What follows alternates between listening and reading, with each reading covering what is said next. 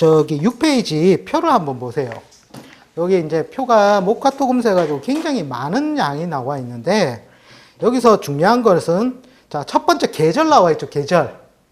자, 계절은 안 외워도 우리는 알고 있는 겁니다. 네? 그, 추나 추동이라고 나와 있는 것이고, 두 번째, 청간도. 우리가 즉, 나누어 봤었죠. 자동으로 아시는 거예요. 그 다음에, 시간적인 개념은, 목은 아침조, 아침이라는 의미. 그 다음에, 화는 낮이 되겠죠. 그리고, 토는 사이간이에요, 사이. 사이 시간. 즉, 그 사이는 무슨 사이냐? 금이 저녁 시간이거든요. 그러니까 낮과 저녁 사이 시간을 토라고 보는 거예요. 그리고 수는 이제 밤이죠, 밤. 그 다음에 오방 정도는 아셔야 됩니다. 방위로 나타낸 거죠. 목은 동쪽, 그 다음에 화는 남쪽, 토는 중앙, 그 다음에 금은 서쪽, 수는 북쪽.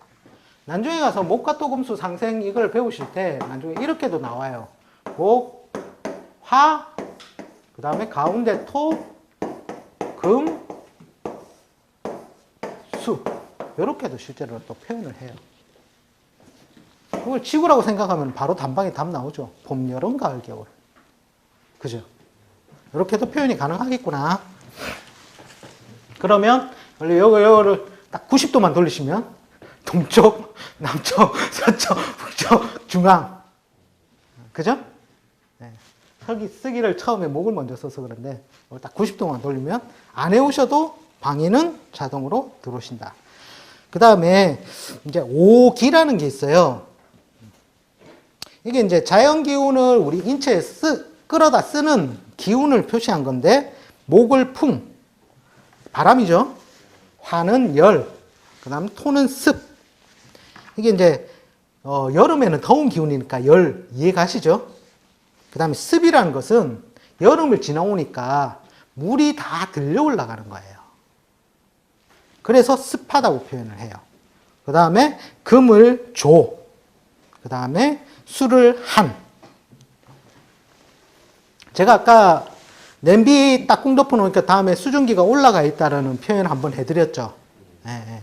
이게 무슨 원리냐면, 우리가 춘에는, 봄에는 만물이 솟아오르잖아요. 이 말인 즉슨 뭐냐면, 에너지의 기운이 사람이 느끼는 온도와 자연이 느끼는 온도가 틀려요. 자연은 이미 인월, 즉 초봄부터 삐집고 올라와요. 뭔가 에너지, 열량을 많이 받았다라는 거예요. 그래서 솟아올라요. 그때도 물기도 솟아오르는 거예요. 그 다음에 여름에는 어떻게 돼요? 열을 받아서 확 번지겠죠. 그때 수분 또한 계속 들려서 물이 올라가는 게, 목에서는 실제로 약간 이런 방향성을 나타내고, 화에서는 이렇게 펼쳐져서 물이 올라가요.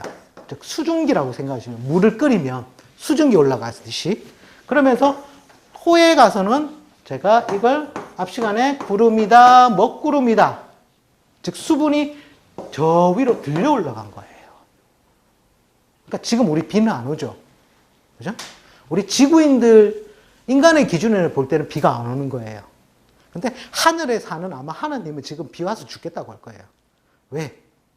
이 지상에 있는 수분들이 자꾸 올라가니까.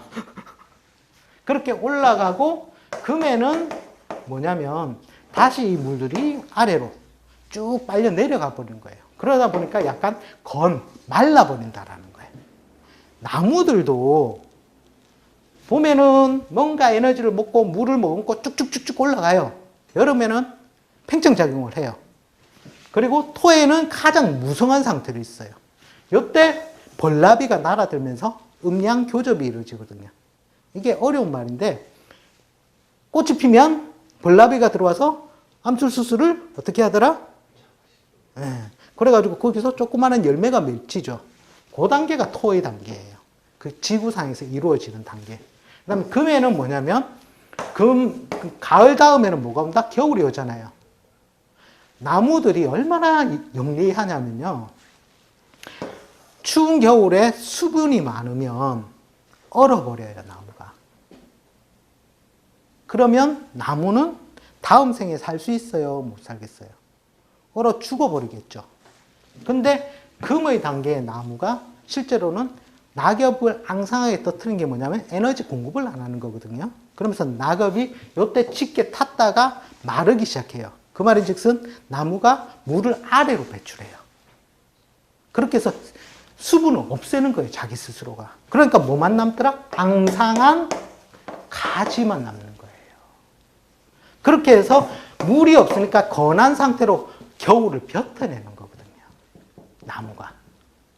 그리고 다시 봄이 왔을 때 이 수분을 끌어올리면서 살아가요.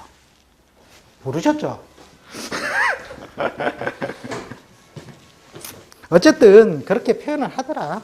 이렇게 보시면 됩니다. 그게 이제 토라는 게 왜 습하냐, 여기에서 의문점을 많이 가지셔서 제가 여담 삼아 말씀을 드렸어요. 그 다음에 오색은 암기를 하셔야 되는 부분이에요. 근데 이것도 암기하고 자시고 할 것도 없습니다. 봄에는 새싹의 색깔이 무슨 색이더라? 정색. 예. 그 다음에 여름은 이글거리는 태양을 연상하시면 붓다, 그죠? 적색. 그 다음에 토라는 것은 제가 지구에 이루어지는 변화다. 흙이니까 황토색. 그죠? 그 다음에 가을이라는 것은 백색이에요, 백색. 흰백. 예. 그 다음에 수라는 것은 검을 흑색. 보통 여기서 이제 오소론으로 공부하신 분들이 금은 백색이라고 알겠다 이거예요. 쇠가 반짝반짝거리니까. 근데 왜 물은 시커먼 색이냐? 투명한데. 이게 이제 오소로 잘못 배우면 그렇게 얘기를 하시는 거예요. 근데 우리는 밤과 낮으로 배웠잖아요. 겨울, 동짓달, 춥고 어둡다. 이 개념으로 가기 때문에 흑색이 된다라는 거예요. 그 다음에 육신은 그냥 한번 읽어보십시오. 그리고 용모 같은 경우에는 이제 목이란 게 새싹이 파릇파릇 올라오니까 어떻게 돼요? 예쁘겠죠? 그러니까 미려라고 표현을 한 거예요. 그리고 이제 여름의 기운 같은 경우에는 햇볕이 빛이 쏟아지다 보니까 광채.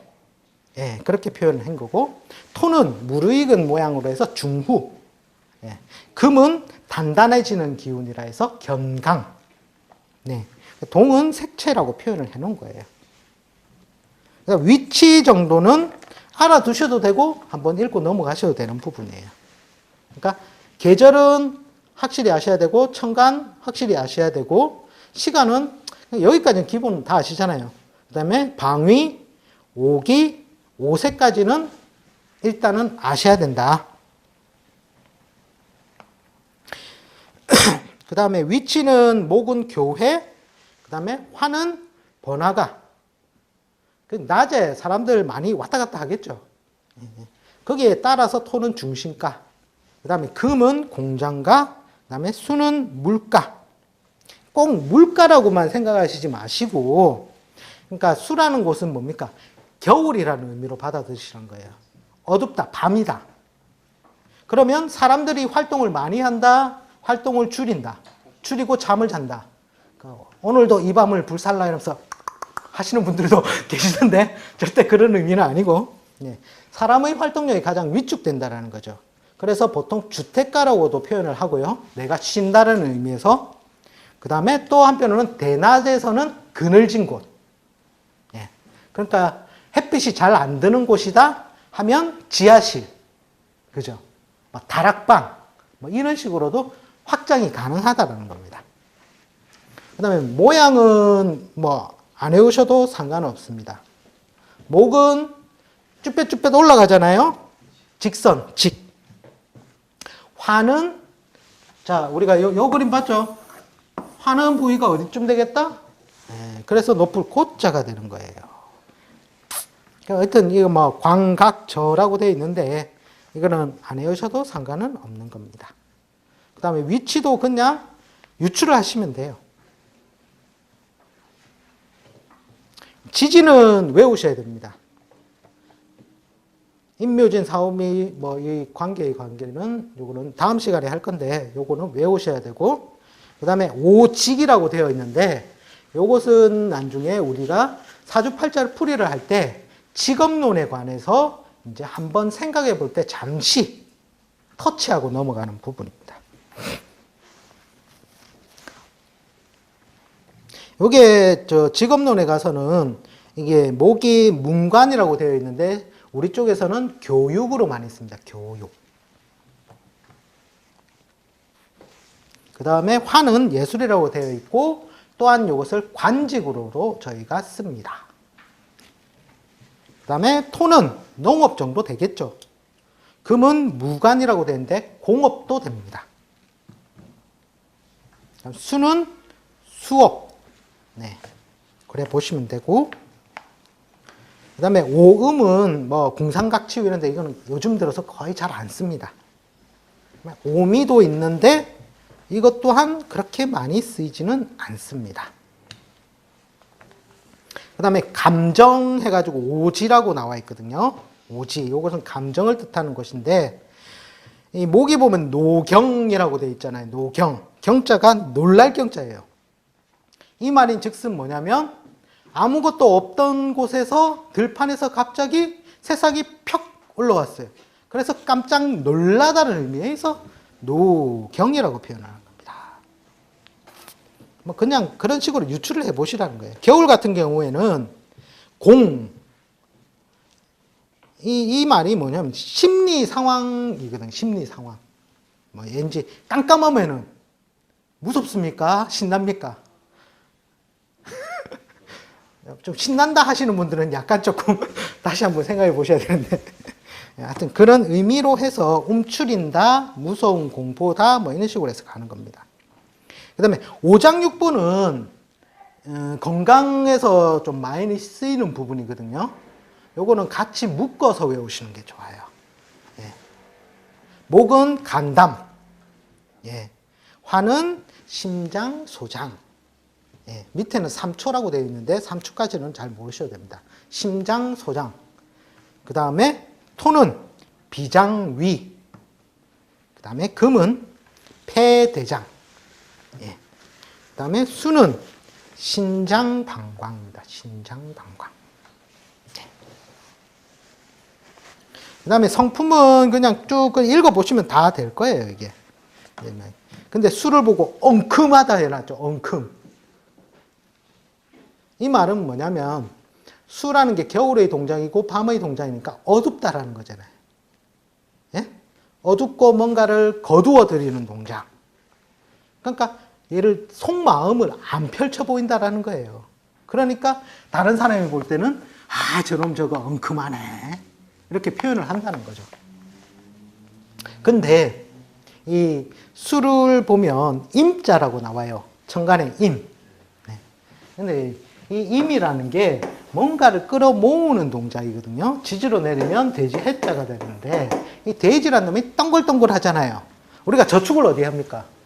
토끼 저금통, 돼지 저금통. 뭔가 많이 주워 담을 수 있는 인자로 봐서 이것도 부자 그릇으로 갈 확률이 높습니다.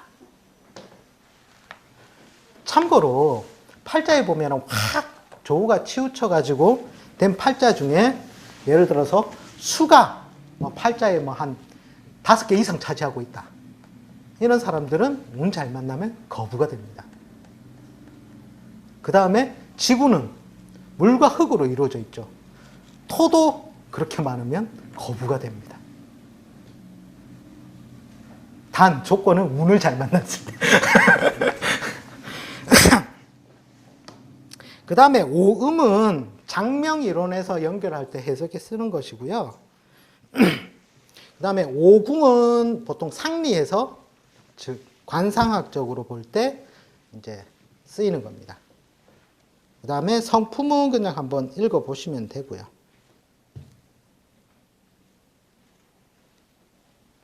그 다음에 행동 성향 같은 경우에 목은 새로이 움직임이 새로이 일어나는 거죠. 그래서 계획이라고 보시면 돼요. 계획.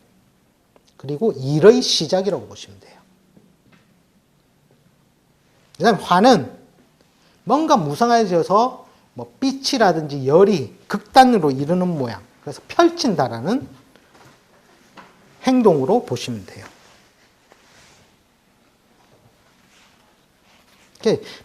병정일주 중에 특히 병일주들이 운동선수가 많아요. 이제 동작이 빠르거든요. 막 펼치려는 동작. 그 다음에 토에는 여기가 보니까 이 오자가 났네요. 중개, 개. 이 개자가 맞습니까? 이 개자 같은데? 오자가 탈자가 났네요. 그렇게 보시면 되고. 그 다음에 금은 열매와 결실을 맺죠. 그죠? 거두어 들인다. 네 것, 내 것을 분배한다. 분배를 하려면 정확히 해야 된다. 대충 해도 된다. 정확히 해야 된다는 거죠. 예. 그래서 수학이라는 게 들어가는 거예요. 그리고 예전에는 농경사회였잖아요. 그래서 땅에서 곡식이 많이 나는 사람들이 힘이 있었어요. 그죠? 과거 사회에는. 그때 이제 지배력이라든지 통치력도 나타낸다고 표현을 한 거예요. 그다음 수는 저장성이라고 보시면 돼요. 임일주 일간이 보통 일단 겨울이니까 뭔가 움직이지 않겠죠.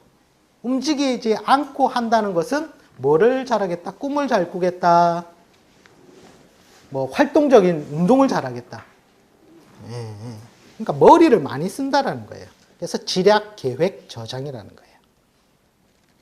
거예요. 예를 들어서 팔자 보면은 그런 게 있어요. 팔자에 목은 엄청나게 많은데 금이 없어. 그럼 이 사람은 어떤 사람이겠다?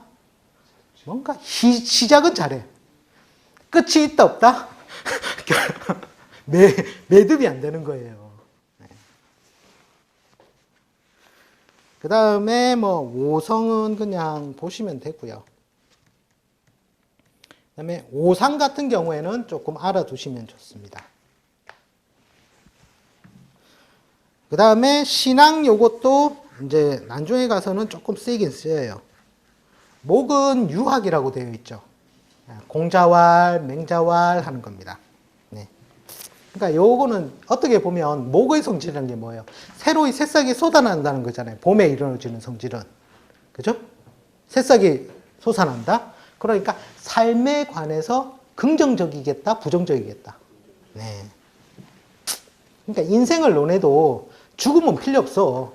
제사 지내는 거. 옛날에 유교 사상이 뭐예요? 제사는 지내야 돼. 원래 제사의 원 의미가 뭐냐면 조상님께 예를 갖춘다라는 의미도 되지만 어떤 의미냐면 이제 이미 저승에 가셨잖아요. 저승에 가 계시고 이생의 일은 관여하지 말라라는 거예요. 제사의 의미라는 게. 근데 보면은 우리가 그 앞에서 또 빌죠. 아이고, 우리 잘 되게 해주시고. 그러니까 모르시고 그래 비시는데 실제로는 이 유학이라는 자체는 삶을 어떻게 잘 살아나갈 것인가. 물론 이미 돌아가신 분들도 생각하지만 원 목적은 새로운 삶을 어떻게 잘 살아갈 것인가에 포커스가 맞춰진 학문이거든요. 그래서 목에 배속하는 거거든요. 그리고 나중에 공부하시다 보면 그게 이제 개운법 쪽에 나와요. 예를 들어서 제사 방향. 이제 장손분들이 예를 들어서 간명하러 오셨다. 그럴 때 제사 방향에 따라서 그 집이 흥하고 망하고도 나오거든요. 아, 또 궁금해진다. 그러니까 우리가 나중에 이제 조금 더 진도를 나가서 배우시게 되면 12신살이라는 걸 배우시게 돼요. 그 12신살에서 이제 망신육회 천살이라는 그룹이 나오는데 그게 일종의 형님 그룹이에요. 예를 들자면 이런 겁니다. 오늘 일진이 어떻게 되죠? 아무도 모르시네.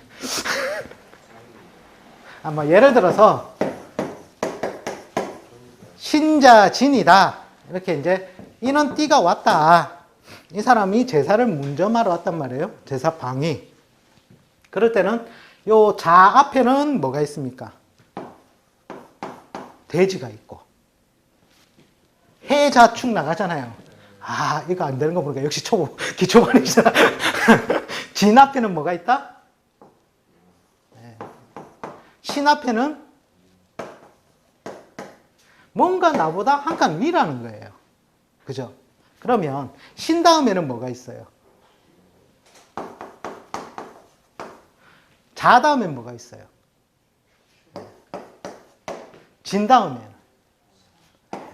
조금 책 보신 분들은 이거는 뭐가 합인데 이런 생각이 드실 거예요. 예. 근데 일단 요거를 기준으로 봤을 때 자, 요걸 망신육계 천살이라고 12신살에 나와요. 그 다음에 요것은 뭐라고 나면 겁살, 그 다음에 도화, 그 다음에 그럼 월살이 아닌데 그 반안이라고 나와요. 반안살. 반안살로 나오는데, 자, 요걸 이제 천살이라고 해요. 우리가 요 그림을 봤을 때, 뭔가 나보다 위에 있으니까, 힘이 세겠다, 약하겠다? 네. 나보다 한 살 많은 사람한테 절대 덤비면 안 됩니다. 무조건 집니다. 거의 왜 고등학교 다닐 때 남자 고등학교 다니신 분들은 거의 아시죠? 1년 선배는 거의 하나님과 동기동창이시고 이러면서 거의 하늘의 기운에 준한다라는 거예요. 그만큼 나보다 힘이 있고 뭔가 에너지가 강력하다라는 거예요. 그러니까 방향을 볼 때도 신자진생이 제사를 지낸다면 요 천살 방향으로 지내면 순하고 기운이 좋은 거예요. 근데 요 천살과 반대되는 방향은 반한살이란 말이에요. 응? 자, 이걸 자축인 묘진사오 미 신유 술해 이렇게 방향성을 본다면 자, 천살이 어디예요? 여기죠. 맞습니까? 이렇게 봤을 때 꼭 반대되는 방향이 이 자리죠. 그러면 얘 입장에서 봤을 때는 내가 힘이 있어요, 없어요?